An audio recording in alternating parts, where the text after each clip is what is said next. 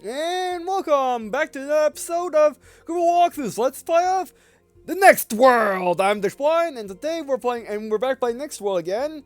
And maybe wondering, wait, what next episode? There are no other videos, there are no other, I can't find any other episodes of the series, as in episodes 1 through 4. Well, the reason behind that is I started the series out as a gameplay video series, which what that means is gameplay videos for me anyway, or if I put gameplay in the title, that means, I'm basically testing out a game, or it's going to be what some people will consider a one-shot, where basically I play the game once, that's that, and maybe if it's multiplayer or just doesn't have any story or any way to make it a let's play or a playthrough to me, then I'll have a gameplay video.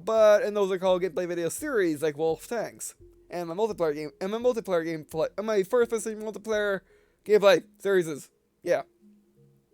Anyway, so yeah, the first 4 episodes of this series were gameplay videos, which you can find in this playlist. The playlist is in the description, by the way, in case you missed it. Yeah, the reason why I called those gameplay videos, because I wasn't quite sure how well Next World will do on my channel. I figured it might do well, but I decided to just make a gameplay video series in case it doesn't do well. Because the worst case is I made a let's play and no one watched it, so therefore I don't continue the let's play. So people that are watching in the playlist see let's play, and basically the videos are few and far between, if ever. So yeah. But anyway, so I decided to make it a let's play series, so now it'll be gameplay video 5 and onward, it'll be a let's play. And I'm not quite sure whether I'm going to make this a Random LP Monday series, or make it a main sequence series. I might make it a main sequence series for right now, but we'll see. I mean, I'm playing this on Monday, so yeah. But anyway, so yeah, the reason why I'm doing a let's play of it is because it was pretty popular, and also by popular demand, I should say. Thanks to YouTube channel, that's his name, or her name. He said, she said, I really like this fan. I would like to see more. Alright, here we are. Alright, let's continue. Alright, yeah, the situation we're in. We have three days worth of food and only that much store resource, which is only good enough for one more drive. Great.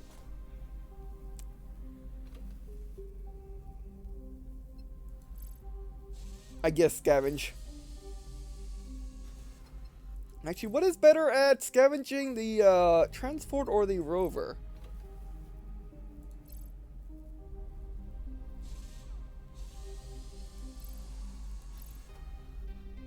Okay, remain them if I want. No, idle. We're running with transport for right now and see if we can get anything. See if we can get anything. If we can't, well, I'd rather restart. Because what I shouldn't have done is I shouldn't went exploring. I should have just scavenged, and I might not have even wanted to repair the transport right away. Oh, anyway, can we make anything? Oh, right, the transport is not construction. I'll see resources. Oh, is that resources? Oh, click on that. There we go. That is resources. So we need 8 resources to make one thing, and it takes resources to drive. Right. All right, I think we're ready. We'll just leave it normal for now. We got 3 days worth of it left. Alright, well, go. And what's the objective again?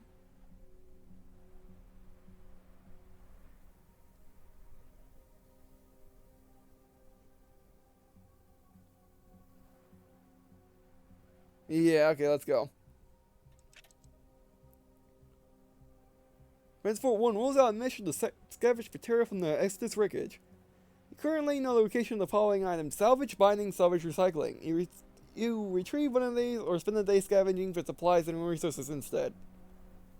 Good things to have, but we can't erect them anyway, so scavenge. Scavenge 4 resources and 9 supplies in the field.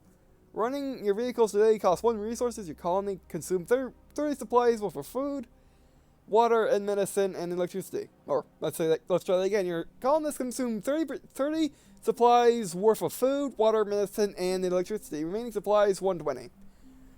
Whew. That was a close one. We can still move our vehicles, which means we can still live. Alright, what do we got? You're interrupted by a sudden call from a shark security deputy. Apparently, there's someone outside the colony wearing an EVA suit banging on the airlock and shouting to be let in. All your colony is a prison accounted for. Do we really know that? On further questioning, the man gives his name of Werner Holtz. He claims to be another survivor from Nexus, still alive after watering for 4 days in the wasteland. The ship's manifest does list a man by that name presumed dead like everyone else.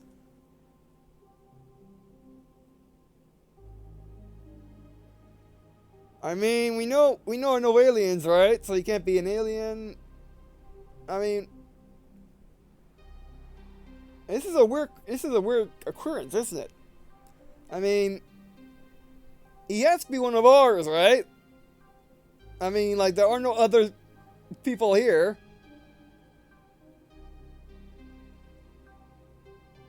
Huh.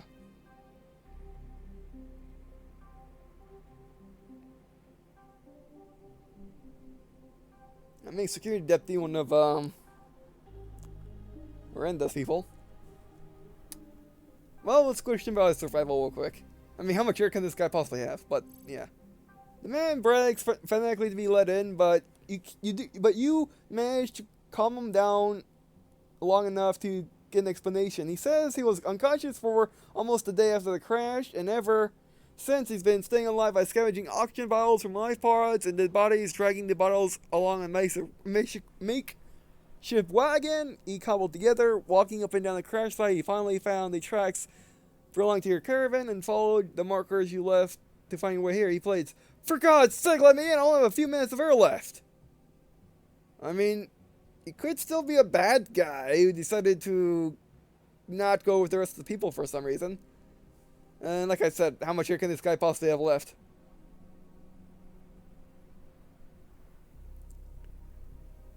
I mean, he could be a guy that actually went out and now he decided to come back in and might want to cause some trouble, but I don't think that. We can ask any surviving colonists if we know the man, which he could be dead by then. You're coming in, but we're watching you. Welcome him in. It's a rare occasion where you end the day with more people than you started. it. You open the airlock and allow the gasping Warner to enter your safe haven. He revels in the taste of freshly filtered air and thanks you profusely for his life. A delighted crowd soon sweeps him up him and carries him off in cheers and excited chatter. You can already smell a celebration coming on. Alright, that's fine. Hopefully he doesn't cause us any trouble. But then, again, like, who else could be out here other than people that were on Nexus? So, yeah. Alright. Well, we're gonna take another risk. We still don't have enough resources to actually erect the module, but we kind of need food. Right now. I mean, total 90. Alright. We could half rations, which would be smart. Well, I don't know. We're going to quick save first. That is not what I wanted. Yes, that's what I said, but that's not what I wanted. Quick save. Well, by quick save, I mean doing this madness. Alright, there we go. Well, we live for another day. So, we got 4 resources. We got 4 resources, so let's go scavenge with both vehicles. Scavenge. Right, another vehicle. You transport, scavenge, you got this. Again, we need resources to build these things, right? Habitat. Yeah, it costs 8 resources, but we get supplies per day, which would be handy. We do got 1. Reactor, don't have that, don't have that, don't have that, don't have habitat. We got hydroponics, which is what we need. I can try real quick, see if it can work. Construction. I mean, it only matters, you know, like it only takes off the resource at the end of the day, so it doesn't matter that much. Yeah, see, we can build it now, but we still need the 8 resources. We can do. The question is, use both vehicles or just use the one? I mean, we're just going to scavenge, so... Or salvage. I mean, not scavenging, sell our stuff. So we don't really need the rover, do we? Unless we go somewhere and explore with it, which I don't quite want to do right now. But more scavenging is always a good idea, but we're going to use one resource, but we need that food, so do it. So we'll have 2 left anyway. So go. I think you're ready, so go. We don't talk to anyway, alright. Rover, Transport 1 rolls out on mission to salvage material from the Exodus wreckage. You currently know the location of the following items: salvage, mining, salvage, or scavenge. No, that's salvage. Salvage, mining, salvage, recycling. If you can retrieve one of these, or spend the day scavenging supplies and resources instead. We're definitely looking for more resources. We have what we want right now. You salvage 4 resources and 16 supplies on the field. Running your vehicles today costs 2 resources. Your colonists consume 30 supplies for food, water, medicine, and electricity. Remaining supplies 160. We're not making a profit, but we are getting more resources, which will allow us to make a hydroponics area. So yeah. Oh, what's now? What's happening now? Alright, the day's medical report hits your desk with a special note from Dr. Montreux regarding the radiation sickness patient. The medicine has remained desperately scarce. Despite the infirmary's best efforts, 17 of the patients ultimately succumbed during the night. The remainder are still in dire straits, but Montreux is hopeful that they'll survive. Yeah, if we would have explored and maybe found medicine, that would have worked out better, I would think, but who knows. Oh, great. But anyway, we need more food, and we need it now.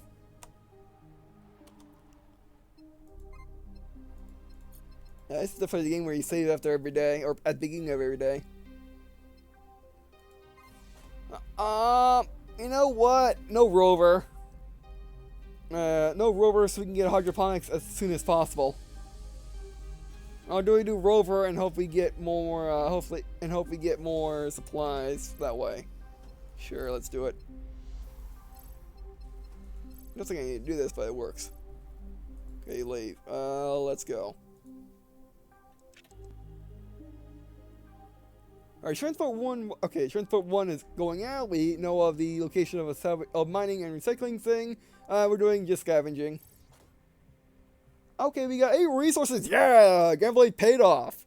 And 19 supplies, which now if we tell the transport to go, you know, do construction, we can now build the hydroponics lab, which will allow us to get more food. And now we're getting, you know, now we got 19, which we used 29. Remember, we lost 17 people, so now we're consuming less supplies. So yeah, but our remaining supply is 95, and we got 2 days left. It won't last out long, but we can try. The weather turns treacherous on one of the day's missions. Transport 1 finds itself caught up in a powerful dust storm, blinding crews, gambling machinery, and generally slowing everything down. The job still gets done, but with a heavy delay, which means it's going to be an extra day before the vehicle will be ready for more orders. But, you know, we need that for construction, you know, game. Well played. Alright, Mary wants to talk. Was it Mary Mary was the security, or was it Miranda? Huh. Okay, we're not quick saving, because bad things are happening, and, yeah. This game is very heavily RNG, isn't it? But it does, you know, it's still strategic. You still gotta figure out where to go, and how to do it, and should you take the risk sending 2 vehicles out, or should you just send 1? And when you do send 1, do you want to actually explore? Hopefully you get a good scripted event telling where you basically actually find something, or do you or do you scavenge for stuff that you actually know you can find? Depends. All right, Mary.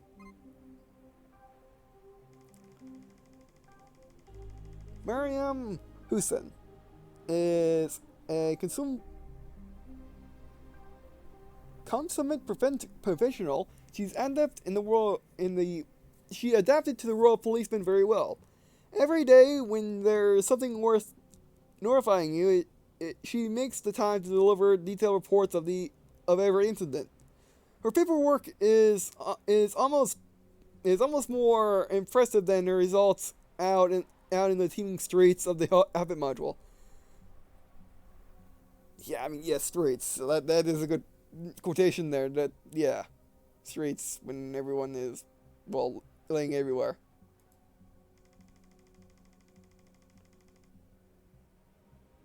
And she's wearing a vest with mini magazine pouches or just pouches in general. Interesting.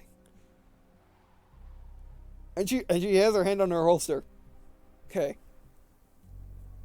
Anyway, the long talks have allowed you to build up a bit of familiarity with her, even going so far as trading funny I could did. I think I know that word. Um Anecdotes. Just phrases and stuff like that. Anecdotes, something like that. But anyway, another punch up between frustrated columnists has her back in your office to give you the summary. When she finishes, an opportunity crops up to talk casually. You decide to. What do we got? We are playing as a woman. Okay, we got three options. Ask about her past, dismiss her, or flirt with her. Flirt with her. Again, we're playing as a woman who was a son, so I don't think that would make sense to me. I mean, it could make sense depending on how you feel about that kind of stuff. But yeah, let's ask about her past. Lucy, what did you do before signing up for Dextus? Mary, now you bring back memories. I was actually a sergeant in the British Army, 16th Air Assault Brigade. We were the Army's rapid response force, able to go anywhere and do anything, armed and armored and jump capable. Wow. I deployed a couple of times during rebel uprisings in the Middle East and for the 3-day war in Venezuela. Wow. I decided to be security on the ship. Well then. Lucy, did you see any action? Looking a little concerned. Oh, I'm a little worried. Mary. I was on the front line. Oh, I was on the front lines. That's what I signed up for. To defend my country and the lives of free people wherever I was sent. The Army was a good time in my life. It helped me get away from my previous situation. It gave me structure and discipline and a purpose. Friends who take a bullet for you. All the things I never had before. You see, sounds like you're pretty much seen it all. Mary, I suppose so. If you live in danger for long enough, it tends to fade into the background. You're still aware of it. But it doesn't rule you anymore. Where did I put it? Mary. People always ask, so I'll go ahead and say it now. I killed 27 people in the line of duty. I did what it seemed right at the time. I remember every shot fired, and although I dislike taking lives, I don't regret firing them. Yeah. That's something you never ask a soldier, at least in the United States anyway, especially a pilot is, how many lives did you take? You never ask that. You can ask that, maybe to a Marine, but don't do it. Unless, of course, they're that type of person. It's just how it is here. Or at least that's how I see it. But yeah. But, I'm pretty sure she did the right thing at the time. And those people were probably attacking her and all that, so yeah. But she is the one with her gun on her hip, actually having her hand on it all the time, even in a EVA suit, so yeah, but anyway. In the span of a few moments, she seemed to disconnect something inside herself, and the smooth facial serenity returns to her face. Mary, all the same, after 15 years of that, I lost some of my edge. I lost someone I cared about. Dextus was the perfect opportunity to hang up my rifle, so I took it. He said, grab a pistol. ... I think I've taken up enough of your time today, Lucy. I'll be back whenever I need something to report. Alright, see ya. The moment is gone. Mary stands up with a casual salute in your direction. She shows herself out. Alright. She's good. She's a good lady. Good soldier, too. Alright, well, it makes you have that module. If our transport didn't get us killed. Or didn't get not killed. All right, yeah. He's still coming back on the mission, which means rover time and rover scavenge time. Yeah, I guess we got something better to do. Let's hope he brings it back enough food to last this day, because hopefully the supplies grow in a day. Let's see. Oh, I keep forgetting. Like, you can't click on that to build modules. You actually have to click on that, which I guess once the colony sprawls the screen, it would make sense. But right now, 7 supplies per day, which wouldn't be bad, but it wouldn't be good either. It won't be what we need. It actually would help, but it won't help a lot. But it's nice having it. All right, let's go. You scavenge 0 resources and 6 supplies in the field. Running a vehicle today costs 2 resources. Your colonists consume 29 supplies over food, water, medicine, and electricity. Remaining supply 72. Yeah, that's from. It says 1 day of supplies left. Yet we have 72 supplies, and they're only consuming 30. Yeah, they're only consuming 30, which means we should have 2 days supply left. Great.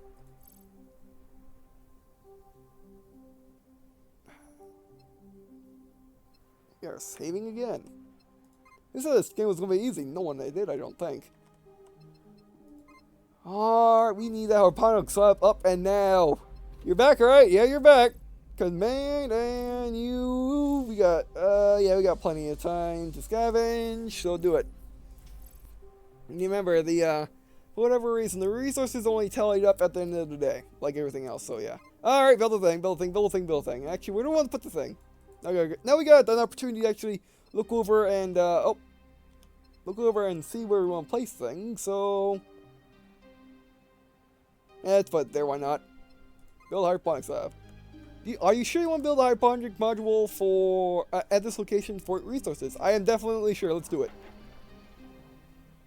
Well, resources, but we'll get more. Oh, animations. Cool. All right.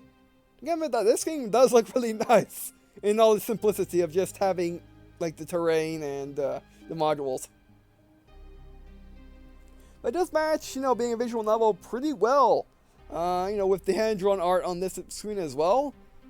Because this may be the first visual novel that was part of a game that actually had hand-drawn graphics to match its actual gameplay mode, or its something like that. Yeah, something like that. Basically, like the visual novel hand-drawn aspect is matched with the hand-drawn aspect of the actual game part of it. What should I call this? Because game part of it is actually kind of condescending, seeing that visual novels are considered games by many people. Question is it considered by me? I guess it is a little bit. I guess the gameplay part of it, but the gameplay of visual novels is the reading and the decisions. So yeah, I gotta come up with a new phrase to describe this, but anyway, but let's just say for right now, the game aspect of it, because, like, let's say Sunrider has different graphics, actually, Sunrider uses graphics both in, uses CGI both in the visual novel mode and the game mode. But, it combines them pretty well, so you don't really notice it that much. But still, it's not hand-drawn, it's CGI. Which I guess matches it pretty well. Then you got Zero Ops, which is pixel art in the game, and hand-drawn, highly animated hand-drawn in the visual novel aspect of it. And then you got Seven Spear Forts, which I want to do one day as a full series. I just haven't got around to it. I kind of want it to be another one of those, flying games that I have on my channel, like Vector Thrust and Ace Combat Infinity, and, well, yes, I've just been doing other games, so I can do that. But anyway, like that, the visual novel aspect does not match the gameplay aspect. And the gameplay aspect does look a lot better than visual novel aspect, which is rare, even still, because visual novel aspects are supposed to look really nice, and they're supposed to be similar, if not better, than the gameplay aspect. They're not supposed to be any worse. So yeah. But anyway, so like I was saying, yeah, I like the fact that the gameplay in this game is hand-drawn, just like the visual novel aspect. It really helps the immersion up. Makes everything feel like it's together. Alright, but anyway, we're ready for today? I guess half rations. Can't take the risk. Yeah, we got 2 days left. They'll understand. A savage 1 resources and 6 supplies on the field. Running vehicles do they cost 2 resources. Colony produced 4 supplies for the lack of a working reactor has seriously hampered today's production. Alright, I guess we need a reactor now. But your colonists consume 15 supplies before food, while medicine, your remaining supplies is 53. Fantastic. One more turn. I bet you ended up. I bet you heard that before. You sit idle and let the transport do it. Because, you know, like I said, the transport's better at collecting supplies, and the fact that it can actually build stuff, and the rover is more for exploring. Alright, well, let's go. Come on, get more food. Recycling. What does recycling do? I think recycling gives us more resources, which wouldn't be bad. But we wouldn't get any resources doing this, so at least I don't think we would. So we won't get any resources doing this, and we got 1 left, so we have to scavenge. Or salvage. Oh, yes! Alright, you salvage 4 resources and 11 supplies out in the field. Running vehicle today costs 1 resources. Colony produced 4 resources, and we're consuming 15. So we finally got neutral on that. Remaining supplies 53. Great. Okay, and then going back here. You get a call from Mara at the security office. She seems she detained a couple of colonists for brawling, only to find them drunk and reeking of alcohol. Around a serious questioning is revealed where they got their booze. A man named Quentin Miles and his associates who seem to have gone into the moonshine business using runoff from the habitats built in recyclers. What they're doing is technically not illegal, but under current rule of law, Mary explains, this is a serious security problem in the making. Miles is a troublemaker and a profiter. Public drunkenness is one thing, but if we let him carry on, I promise you it will grow to a full-fledged black market. And there's also the problem of there's a reason why in the United States you cannot make, you cannot have a home brewery. That is because alcohol can explode. That would be bad. And we're in a colony, having the alcohol, having the spills explode in a colony would be extremely, extremely bad. So yeah, I'm saying it that way. Would I let him continue if there weren't a problem with that? I might, maybe, but not really.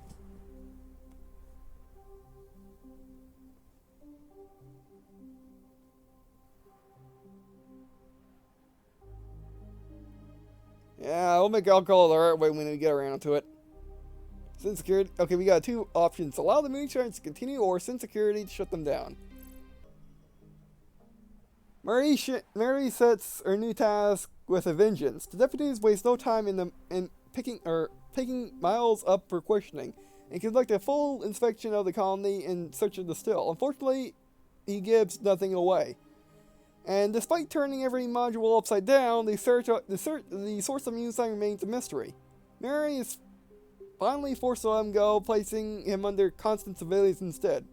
The good news is that the influx of alcohol seems slow or even stop. Oh, let's try that again. The good news is that the influx of alcohol seems to slow or even stop. Certain parts of the population gripe at having their booze taken away, but you don't have any further drunken instance, and good order is restored in days that follow. Again, once we get a reactor and get more hybridization modules, we can make normal alcohol, not moonshine. Loading. But that'll be it for today. Another average, which is not good. But we need more food and we need it now. And you disappoint the habitation module. So while we're here, what in the world does a savage module, a recycling module do? I'm pretty sure it gives us just more resources and costs 10. Reduces daily supply cost by 15%. Eh? That's bad. Ooh, that would be really nice.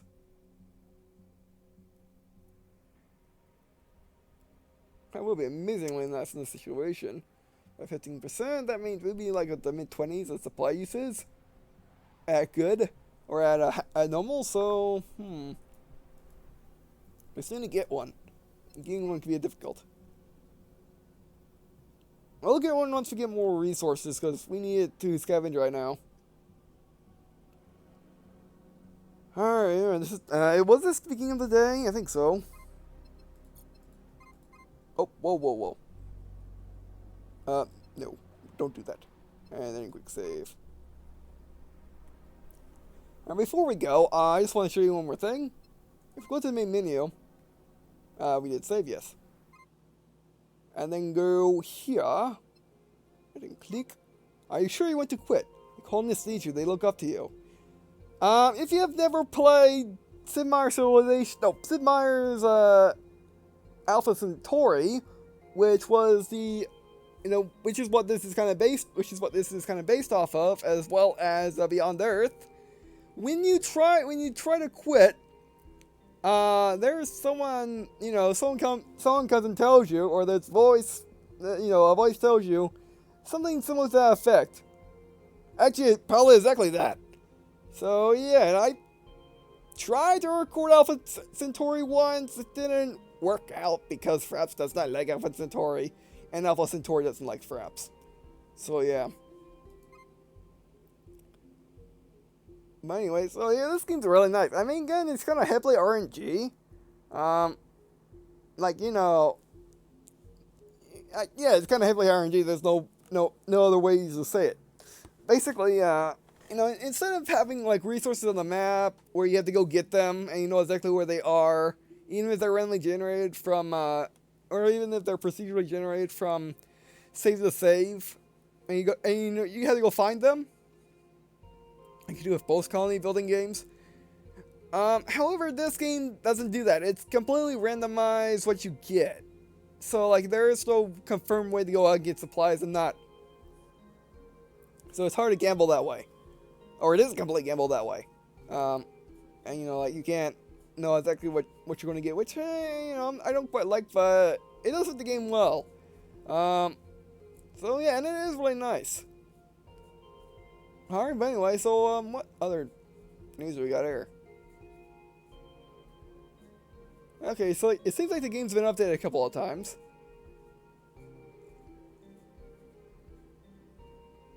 Fixing various things.